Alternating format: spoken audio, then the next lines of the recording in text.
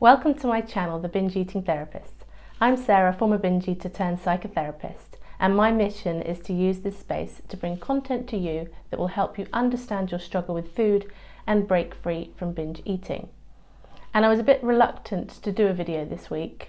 With everything that's going on with the coronavirus, I wondered whether people would actually be interested in me talking about binge eating. But if you're someone for whom binge eating is a struggle, everything that's going on might have brought up some stuff. There's certainly a lot going on around people stockpiling food and resources, and all of that might tie into binge eating. So it kind of made sense for me to try and bring the two together and have a look at how we might think about this. And a lot of the reactions I've been seeing from people who struggle with binge eating around Corona are quite interesting. They tend to fall into sort of a couple of camps. One side of it is some people are hoping that despite the difficulties around potential scarcities, that somehow this will be their big change moment where by food being more scarce, they'll be able to get their eating under control and they won't have this problem of binge eating. And other people are very anxious about the scarcity and feeling the need to stock up on binge foods.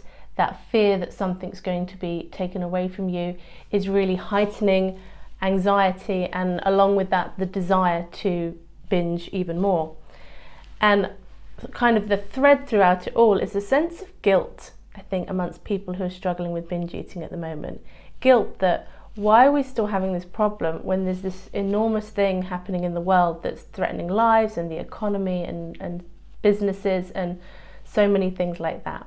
So I wanted to look at how we might think about this, and it got me reflecting on how when I was struggling with binge eating, I was always like hoping for one of those big aha moments that would just shake me up and make the binge eating go away.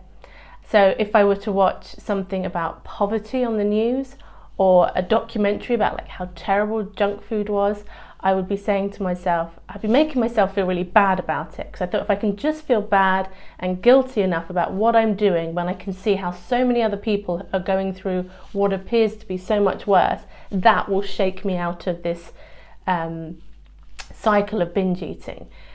And it didn't work. I would just feel terrible about myself, and then I would binge even more, and then I would feel even more terrible about myself, and it just exacerbated it and made it much worse.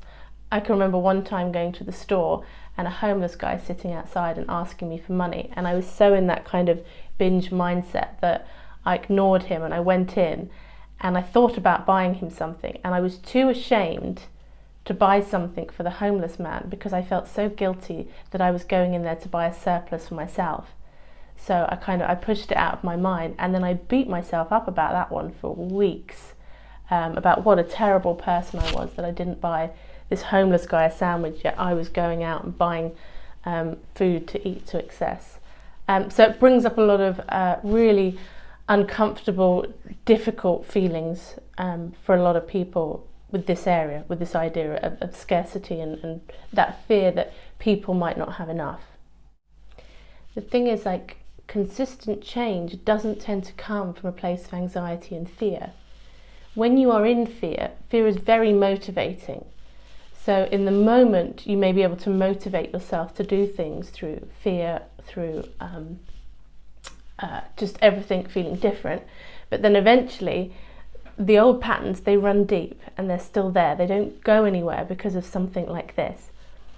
But it got me thinking about, so my career before I did this, I used to get free travel on public transport, and I could go all over the south of England and not pay a penny. And it was wonderful. You know, I'd go everywhere, I wouldn't pay a penny for my commute, and traveling in London is pretty expensive. So I knew that I was onto a good thing. But because I had it for so many years, I started to take it for granted. It almost felt like it was a right for me to have free travel, because this was 15, nearly 16 years of free travel.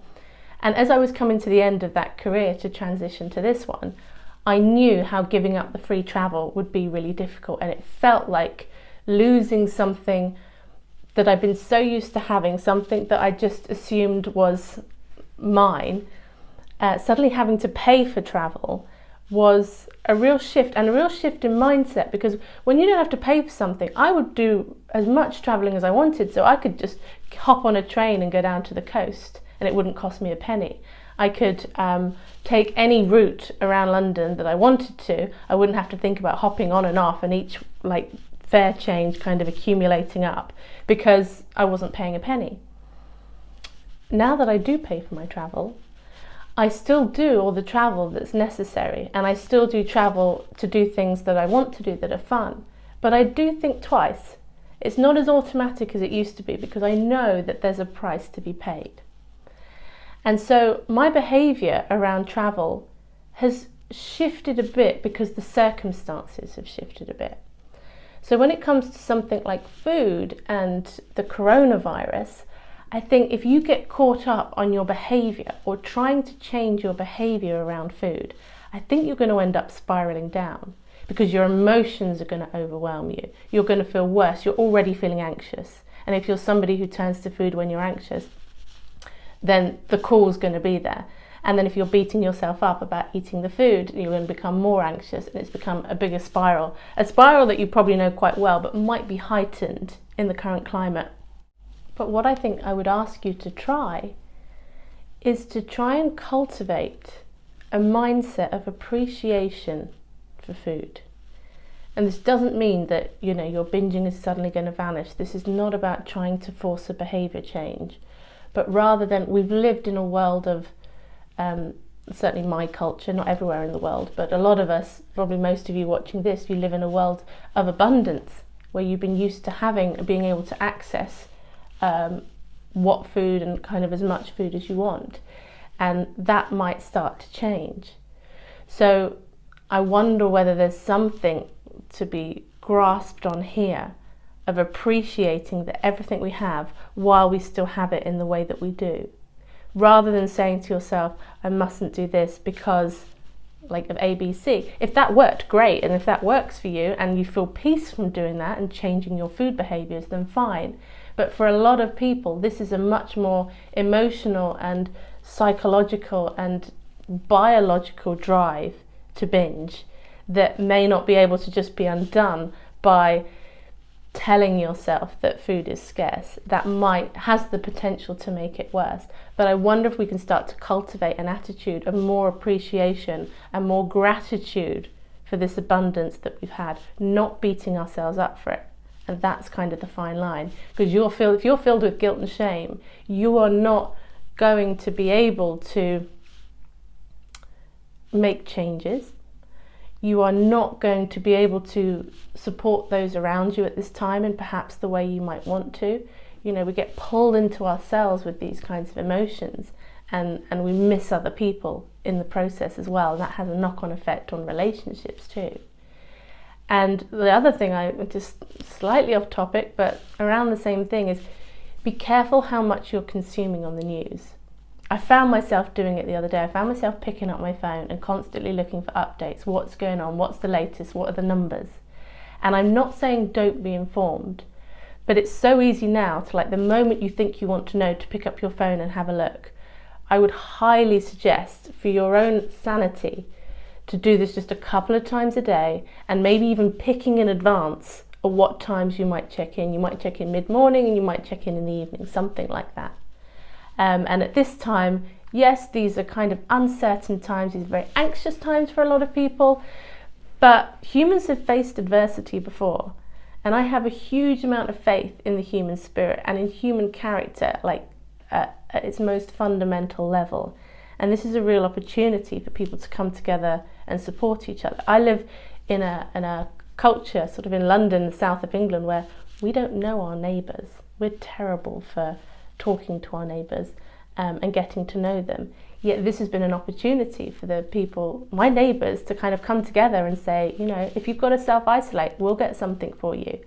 Like relationships and humanity, I think times like this, it brings out the best in people. It can bring out the worst in people as well. And it's up to us, like, what we want to focus on, because the more we look for the best in people, the more we'll see it. And the more angry and frustrated we get at the worst in people that's coming out, the more of that we're going to see. It's confirmation bias.